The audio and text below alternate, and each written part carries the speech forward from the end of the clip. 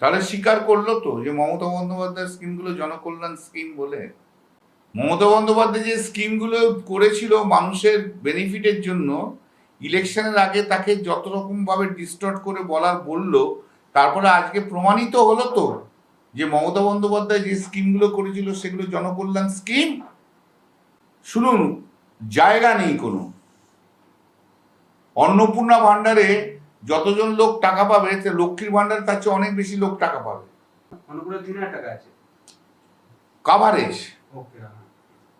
আপনার বাড়িতে যদি স্মার্টফোন থাকে তাহলে আপনি পাবেন না, আপনার বাড়িতে যদি টিভি থাকে, ফ্রিজ থাকে, আপনি পাবেন না, মোটরসাইকেল থাকলে আপনি পাবেন না।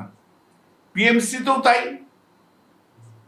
কিন্তু মমতা বন্দ্যোপাধ্যায়ের স্কিমে কন্যাশ্রী বলুন, লক্ষ্মীর ভান্ডার বলুন, যা আছে যে স্কিমগুলো আছে, যেটা হচ্ছে সবচেয়ে বড় কথা স্বাস্থ্যসাথী স্কিম, সেই স্কিম তো সেন্ট্রাল গভর্নমেন্টের স্কিমের সঙ্গে নয়।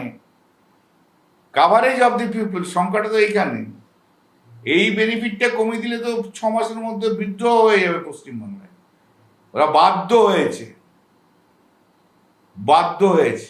2000 সালে কলকাতা হাইকোর্ট, আমি তখন সেন্ট্রাল গভর্নমেন্টের লয়ার ছিলাম, 2000 সালে চিফ জাস্টিস, কলকাতা হাইকোর্টের চিফ জাস্টিস বলেছিল 2 বছরের মধ্যে ফেন্সিং করতে হবে সেন্ট্রাল গভর্নমেন্টকে।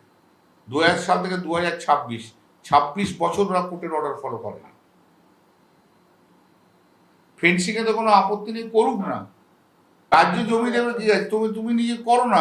যে বর্ডার এরিয়া, সেই বর্ডার এরিয়া কখনো রাজ্যের জমি হয় না।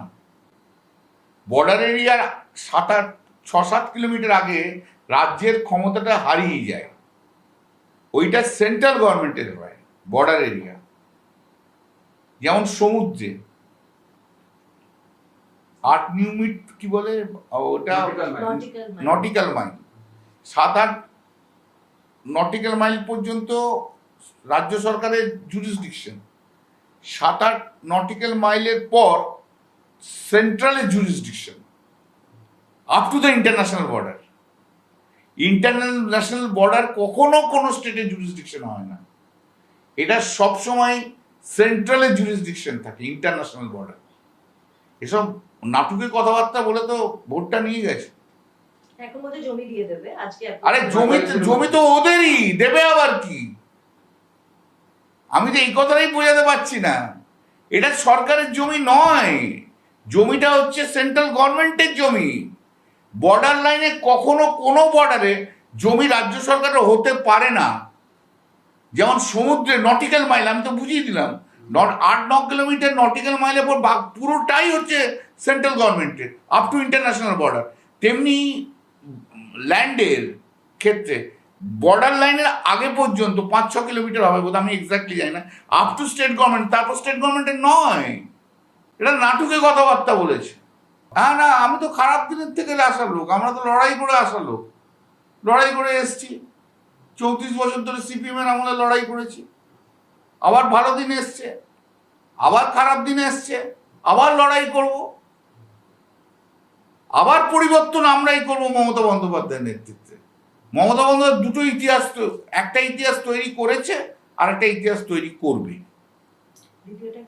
দিদি তো কাউকে বলেনি, দিদি একটা অনুরোধ করেছে, অ্যাপিল করেছে। সেই অ্যাপিলটা তাদের যদি অন্যভাবে চোখে দেখে দেখবেন। কে যেন ওদের একটা উল্টোপাল্টা লোক সব উল্টোপাল্টা সব কথা বলেছে।